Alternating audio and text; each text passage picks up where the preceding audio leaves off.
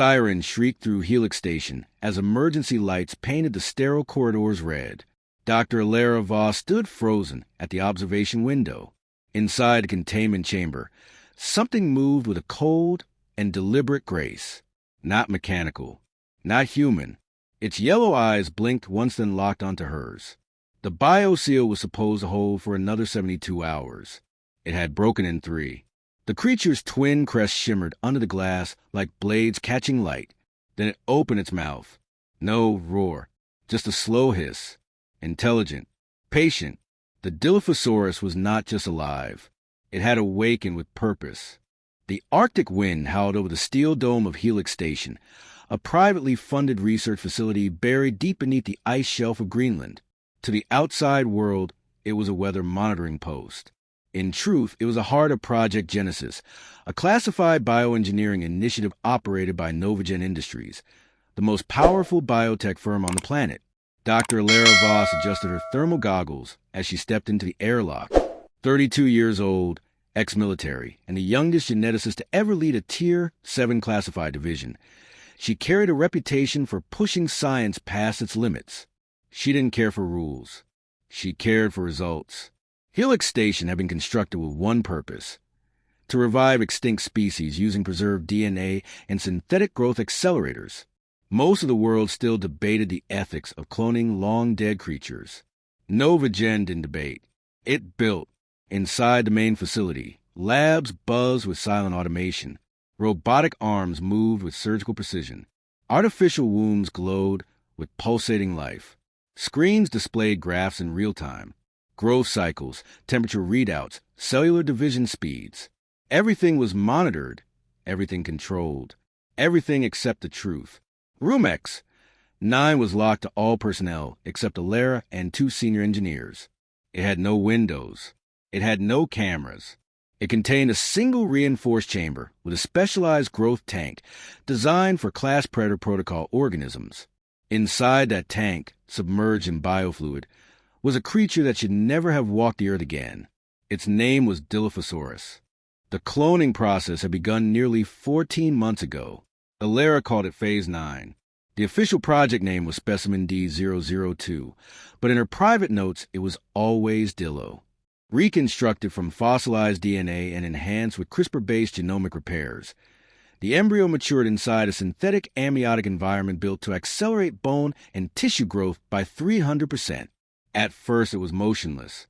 Then came limb spasms, eye flutters, muscle contractions. Within weeks it had grown from embryo to juvenile size. By month 3 it was walking inside the controlled observation tank. Alara had to modify the tank's internal structure twice after it began pressing against the walls. Not random pressing, patterned, repetitive, like it was mapping the shape of its world. She ran neural scans. Brain development was far beyond predictions. It processed stimuli at an abnormal rate. Most animals relied on instinct.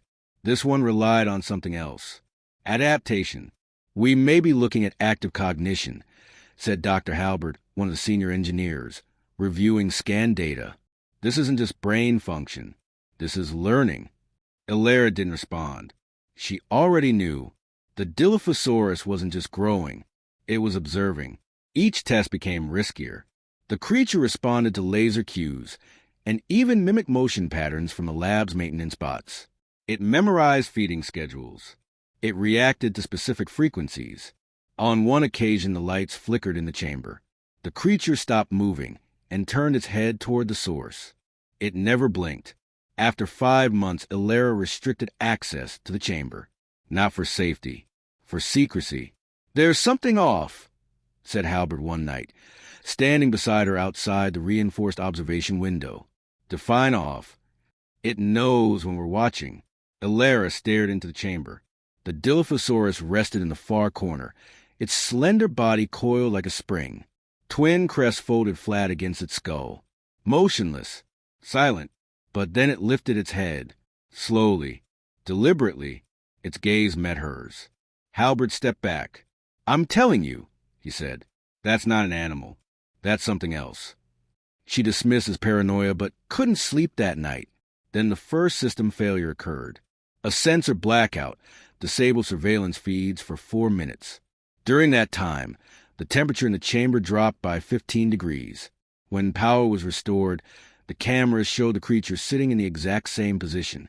But the claw marks near the panel hatch told another story. Ilera reviewed the logs herself.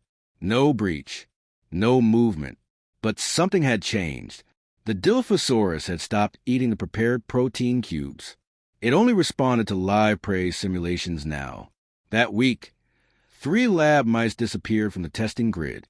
By month 6, the creature had doubled in size. The incident happened on day 197, 3:42 a.m. A magnetic feedback loop surged through Helix Station's eastern wing. Power grids shorted out. Hallway locks disengaged for exactly 7 seconds. Enough time. Enough for D-002 to vanish. Ilera woke to an emergency tone she had never heard before. It wasn't automated. It was a manual distress signal from Lab Technician Row. She sprinted to the observation deck. The containment chamber was shattered from the inside. Reinforced glass, titanium latches, all compromised. Blood was smeared across the walls. Row's ID tag hung from the clawmark console. Ilera called for a full lockdown. Nothing responded. Doors wouldn't seal. Lights flickered. Internal drones failed to launch. The station's entire digital infrastructure had been disabled from the inside. Someone or something had hijacked their own security system. And the only creature with access to the command protocols was supposed to be brain dead. It wasn't. A second scream echoed from the maintenance corridor. Then silence. Halberd came running down the hall. His lab coat soaked in blood. Not his own. His hands trembled. "It watched me input my password," he said, voice shaking. 2 days ago. It was behind the glass. I thought I was being paranoid. Ilera didn't answer.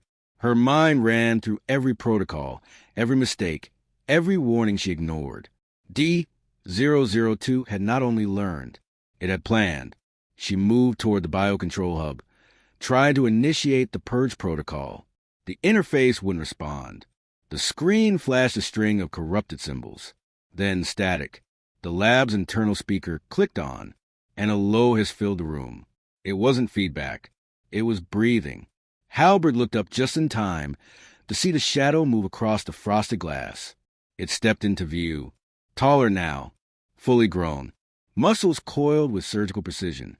The twin crests pulsed with color. Heat shimmered off its back. It looked at Ilera. Direct. No curiosity. No confusion. Just recognition. Then it sprayed. A stream of thick, acidic saliva hit the metal barrier with sizzle. The glass boiled into steam. The wall groaned under the heat. Ilera pulled Halberd back. "Run," she said. They didn't get far. The first death came fast. Technician Harris, caught near the cryo-storage vault, was split open in one motion. No roars. No wild frenzy. It was surgical. Silent. It moved like it had studied them for months. Because it had. They reached the elevator shaft, only to find the power grid completely rerouted.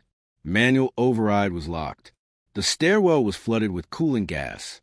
The emergency ladder had been melted straight through. Then the lights cut out completely. Motion sensors blinked red. The creature was near. It had disabled everything but life support. Not to escape. To trap them. To hunt. Ilera and Halberd took shelter inside a decontamination chamber near sublevel 4. The lights flickered low. Emergency backup power was all that remained. Blood trails painted the corridor behind them. Of the 14 personnel on site, only 3 biosignals remained active. The others had been wiped from the system. Not just killed. Erased. "This wasn't an accident," Halberd said, gripping the plasma cutter in shaking hands. "This thing didn't just evolve. It was designed to."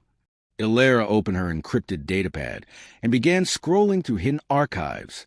She had always suspected the board had embedded layers into the genome, but what she found went beyond Black Ops. Novagen had inserted human DNA. It was listed under Project Leviathan. Specimen D-002 wasn't just cloned. It had been modified using cortical tissue harvested from neural enhancement trials. Trials originally developed to treat war veterans with advanced neuroplastic damage. The Dilophosaurus had a human cognitive framework mapped into its reptilian brain. That explained everything. Its memory, its mimicry, its tactical planning, its vengeance. It understands architecture, Ilera whispered. It didn't break out because it was afraid. It broke out because it was ready. Halberd leaned against the wall, exhausted. This thing's a soldier. No, she said. It's a weapon. They had no comms, no navigation. Every exit route was compromised. The emergency escape pod required a biometric clearance that had been wiped from her record 2 hours earlier. The creature had accessed the system. It had erased her identity. It didn't just want freedom. It wanted control. A loud bang echoed above them. Vents groaned. Footsteps. No claws. It was moving through the ceiling ductwork, tracking them. Ilera made a choice. I'm going to reroute the coolant tanks, she said. If I can get it to chase me into the reactor hall, we can flush the chamber and freeze the system. It'll lock everything in stasis for 20 hours, long enough for backup to arrive. Halberd grabbed her wrist. You're not coming back from that. I'm not planning to. He nodded once. She left without another word. Navigating the hallways was like moving through a tomb. Lights buzzed. Shadows moved. Heat sensors pulsed with static. She entered the core sector and activated the manual override on the purge valves. Then she heard it, the hiss, behind her. She turned, and there it stood, crest high, eyes unblinking, body lowered for speed. They stared at each other in silence. No sound, no motion, just that electric stillness. Then it charged. The instant the Dilophosaurus lunged, Ilera triggered the purge sequence. Cryogenic gas burst through the overhead ducts, engulfing the core reactor room in a white storm of liquid nitrogen vapor. The temperature dropped below freezing in seconds. She ran. The hiss of the creature faded behind her as the doors slammed shut. Ice crawled across the reinforced glass. The chamber sealed. Inside, the Dilophosaurus froze mid-motion. Muscles stiffened. Skin cracked from sudden thermal shock. Its final gaze locked on Ilera through the frost-covered window. Not wild, not primal. Focused, aware. She collapsed against the wall, her breath fogging in the cold. Behind her, the emergency stasis alarms began flashing. Backup systems responded. A distant whine of power returning echoed through the corridor. She had done it. She survived. A rescue team arrived 21 hours later. They found Ilera dehydrated but alive. Halberd's body was discovered near the secondary coolant pumps. Killed instantly. The Dilophosaurus remained frozen in the containment chamber, perfectly preserved. Or so they thought. Weeks later, deep within a classified Novagen vault, executives reviewed footage recovered from a Helix station black box. There was one file no one could explain. A 10-second video clip with no sound. Time-stamped 2 minutes before the station went offline. It showed D002 standing before the control panel, watching, its claw hovering over the interface, then pressing the access key, the correct one, a biometric code no non-human should have known. The file ended with a final frame. D002 turning its head slowly toward the camera and blinking, not a dinosaur blink, a human blink. Somewhere, in another facility far from Helix Station, another tank hissed to life. Inside floated a second specimen, labeled D003.